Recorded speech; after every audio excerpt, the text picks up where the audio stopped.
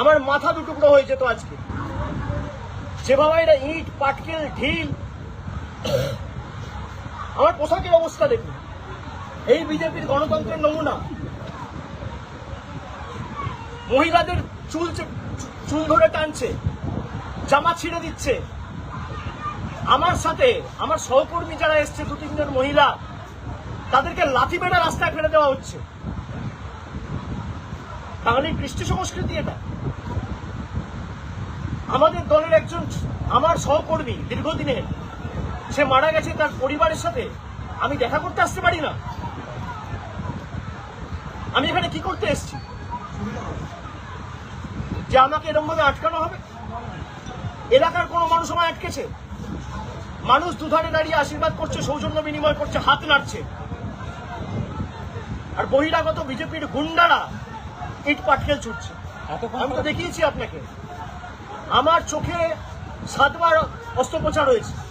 10 বছর আগে road accident হয়েছিল। ইট পাটকেল ছুড়েছে আমার ডান চোখ বাঁ চোখ দুদিকেই। চশমার অবস্থা দেখুন, জামার অবস্থা দেখুন, গেঞ্জির অবস্থা দেখুন, পেটে, মুখে, বুকে, গালে, কপালে, যেখানে পেরেছে। কেউ ঘুষি মেরেছে, ইট পাটকেল মেরেছে। তো বিজেপি যদি এর সাথে জড়িত না থাকে, বিজেপি ব্যবস্থা নিচ্ছে না কেন? রাজ্য পুলিশ প্রশাসন তো বিজেপি। এতক্ষণ পর পুলিশ এবং সেন্ট্রাল কোর্ট সে দেরিতে হয়েছে, টনক নড়েছে, কিন্তু পুরো ঘটনার ডিটেলস আমাদের কাছে তো রেকর্ডেড রয়েছে। তাই তো এরা এড়িয়ে যেতে পারবে না। আমি এই ঘটনাকে কেন্দ্র করে আমি হাইকোর্টেও যাব, আমি সুপ্রিম কোর্টেও যাব। যারা বাংলায় বলতো না জঙ্গল রাজ চলছে, 15 বছরে কোনোদিন বাংলায় এই ঘটনা মানুষ দেখেনি। যারা আগে বিরোধী দলের রাজনীতি করত, 10টা করে গাড়ি নিয়ে কেন্দ্রীয় বাহিনী নিয়ে রাজনীতি করত। কেন্দ্রীয় বাহিনী নিয়ে রাজনীতি হয় না। যারা আমাদের কটাক্ষ করতো যে আমরা বিশাল পুলিশের কনভয় নিয়ে ঘুরে বেড়াই, আজকে কিছু নেই তাও মানুষের সাথে। আর এই সরকারের থেকে আমি নিরাপত্তা আশাও করি না। যে সরকার এবং যে সরকারের অঙ্গুলি হল নির্মম নিরীহ মানুষদের জীবন জীবিকার উপর অত্যাচার নামিয়ে আনা হয়, রাতারাতি বুলডোজার চালিয়ে ওদের দোকান উড়িয়ে দেওয়া হয়, ঘর ভেঙে দেওয়া হয়, হাজার হাজার তৃণমূল কংগ্রেসের কর্মী আক্রান্ত, সেই সরকারের নিরাপত্তা আমার দরকার নেই। একের পর এক নেতা কর্মী জনপ্রতিনিধি অ্যারেস্ট হয়ে যান। দেখুন, আমি এই স্পেসিফিক ইস্যু নিয়ে এসেছি। আমি এখানে প্রেস কনফারেন্স করতে বসিনি। যখন প্রেস কনফারেন্স করবো তখন আপনারা একাধিক প্রশ্ন করবেন। আজকে এই ঘটনা নিয়ে আপনাদের কোনো প্রশ্ন থাকলে আমি উত্তর দিয়েছি। আমি সেটা সঞ্জুর বাবা মাকে বলেছি। সবকিছু ক্যামেরার সামনে বলার দরকার নেই।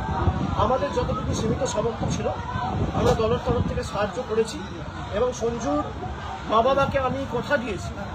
সঞ্জু হয়তো আজকে আমাদের মধ্যে নেই, কিন্তু হাজার হাজার সঞ্জু তার বাবা মার পাশে তার ছেলের মতো আগামী দিন দাঁড়াবে, যাতে তাদের কোনো কষ্ট না হয় এবং এই বয়সে তাদের উপর কোনো অত্যাচার না হয়। আমরা আমাদের সামর্থ্য সীমাবদ্ধ ক্ষমতা অনুযায়ী যতটুকু আর্থিক সাহায্য সহায়তা করার করেছি এবং আগামী দিনও করব। এখানে সঞ্জুর দিদি আছে, তার সাথে আমার কথা হয়েছে। আমি অনুরোধ করেছি যে তাদেরকে এখান থেকে সরিয়ে তার দিদির কাছে, তার বৃদ্ধ বাবা মাকে কিছুদিন রাখতে।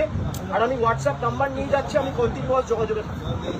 এবং এই ঘটনা নিয়ে এখনো পর্যন্ত কোনো সদর্থক ভূমিকা কমপ্লেন হওয়ার পর থেকেও পুলিশ নেয়নি। ছেলেটাকে যেভাবে পিটিয়ে খুন করা হয়েছে, ও বাড়িতে এসে মা বাবা চিন্তিত হবে বলে বলেনি। হঠাৎ করে 1 সপ্তাহ পর তার মাথা ঘুরছে, বমি পাচ্ছে, মাথায় অসহ্য যন্ত্রণা হচ্ছে। তারপর নিয়ে গিয়ে যখন শিশু মঙ্গলে ভর্তি করা হয়েছে, জানা যাচ্ছে মাথায় ক্লট। এবং তারপর কি হয়েছে আপনারা জানেন, প্রায় 40-50 জন তাকে ফেলে পিটিয়েছে। তার মা আমাকে বলছে, তার বাবা আমাকে বলছে। কোনো ব্যবস্থা এখনো পর্যন্ত পুলিশ নেই। এই হচ্ছে পুলিশের নিদর্শন। গত 1 মাসে এই যে পুলিশের পরিবর্তন, যারা পুলিশে কাজ করছেন, আমি বলবো সংবিধানকে সামনে রেখে নিয়ম অনুযায়ী কাজ করুন। একটা মৃত্যু, যে কোনো মৃত্যু মর্মান্তিক, দুর্ভাগ্যজনক, হৃদয় বিদারিত, প্রেরণাদায়ক, রং না দেখে গ্রেফতার করুন যারাই যুক্ত।